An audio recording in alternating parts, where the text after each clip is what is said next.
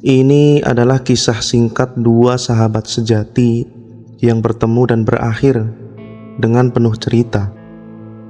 Pertemuan mereka diawali dari sebuah kajian di salah satu masjid di Jakarta di tahun 2007. Dari latar belakang yang serba berbeda di antara keduanya, hingga terjadilah sebuah persahabatan yang akan selalu dikenang sampai kapanpun. Tahun itu mereka tinggal bersama di satu petak kontrakan kecil di pinggir kota Jakarta. Tidak banyak kegiatan lain selain mengisi hari-harinya dengan banyak berdiskusi tentang kehidupan. Suatu hari terjadi banjir besar di Jakarta. Hampir seluruh kota terendam banjir, dan sebelum banjir, keduanya mengalami musibah secara bersamaan. Yang satu terjadi kecelakaan hebat menjelang waktu maghrib sepulang kerja, dan satunya pulang lebih awal karena penyakit yang diderita. Setelah melalui banyak proses akibat kecelakaan, sahabat pertama diantar pulang oleh orang baik yang pernah ditolongnya di masa lampau, dan mendapati sahabat satunya tergeletak tanpa daya. Tidak banyak yang bisa dilakukan keduanya selain saling menatap dengan penuh keheranan karena terjadi dalam waktu yang bersamaan. Hingga terjadilah banjir seminggu setelah kejadian itu. Pagi hari di hari itu, sahabat pertama sedang melatih kakinya untuk berjalan sambil mencari sarapan. Setibanya di warung penyedia sarapan, hujan turun begitu derasnya. Berjam-jam, hujan belum kunjung reda sampai ada luapan air dari belakang warung. Kalau di sini saja yang lebih tinggi sudah banjir, bagaimana dengan kontrakan? Ucapnya.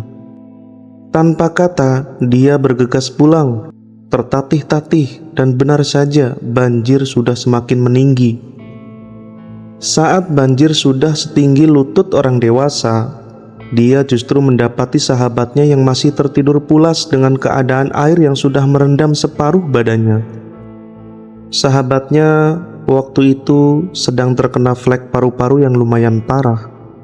Juga dengan kondisinya yang belum sempurna, dia membangunkan sahabatnya dan memapahnya menyusuri banjir ke tempat yang lebih aman. Waktu itu orang-orang begitu sibuk dengan urusannya masing-masing. Dan sampailah mereka di masjid komplek, berteduh sementara di sana, namun banjir dengan cepat meninggi ke area masjid. Dan kondisi diperparah dengan sahabat satunya yang tidak bertenaga, sedangkan dia juga belum pulih dari kecelakaan. Disinilah kenangan itu tidak pernah akan dilupakan. Sahabat yang kecelakaan, dia menggendong sahabatnya yang sakit menyusuri banjir setinggi leher orang dewasa sejauh 2 km jauhnya hingga sampai di rel kereta api, dan sudah begitu banyak orang yang ada di sana. Singkatnya, mereka terpisah di hari itu. Sahabat yang sakit dijemput oleh saudaranya untuk mendapatkan perawatan lebih. Mereka menghubungi saudaranya dengan bantuan seorang yang ada di rel kereta, karena HP satunya low dan satunya lagi entah ada di mana. Dan mereka kembali bertemu setelah 3 bulan terpisah semenjak hari itu, namun dengan kondisi yang berbeda. Sahabat yang kecelakaan harus kehilangan pekerjaannya karena pulang kampung tanpa berita dan mengobati luka-lukanya hingga sembuh di sana. Sedang satunya sudah sehat dan masih bekerja, serta mengabari kalau mau menikah sebentar lagi. Dan mereka terpisah kembali setelah pernikahan sahabatnya. Namun mereka masih saling berkunjung di sela-sela waktu. Dan setahun kemudian sahabat satunya mengabari kalau dia mau menikah. Namun saat hari pernikahan tiba, justru dia tidak menjumpai sahabatnya datang. Dan ternyata dia mendapatkan kabar bahwa sahabatnya sedang kembali sakit dan sedang dirawat di kampung.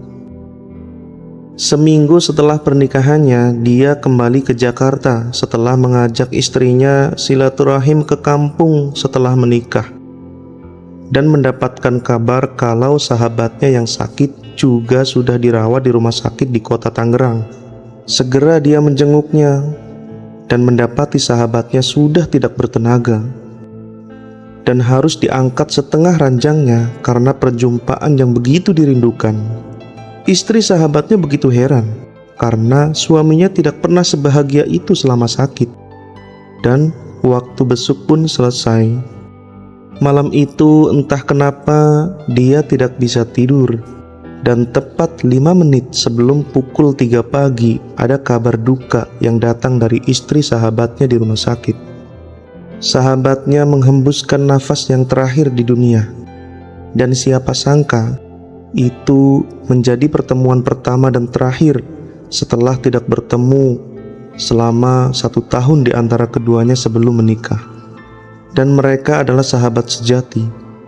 Sahabatnya yang masih hidup membantu setiap pelunasan hutang dari sahabatnya yang telah meninggal. Satu persatu hutang yang diketahuinya dilunasi olehnya dengan segala cara demi sahabatnya yang pernah membantunya untuk membalas budi baiknya saat menawarkan bantuan untuk tinggal bersama 4 tahun yang lalu. Dan juga atas dasar keyakinan darinya supaya ruh sahabatnya tidak menemui masalah akibat hutangnya di dunia. Anakku, berbuat baiklah dengan apa yang menurutmu mampu, dengan tidak mengharapkan apapun selain ridho dari Yang Maha Kuasa atasmu. Tidak ada seorang pun makhluk di dunia ini yang akan mengetahui dari amal mana yang akan menyelamatkan dirinya di hadapan Allah nanti. Seorang sahabat sejati adalah mereka yang saling membantu dan mengisi banyak hal dengan kebaikan, dan bukan disebut sebagai sahabat sejati ketika keduanya justru saling membantu dengan banyaknya keburukan.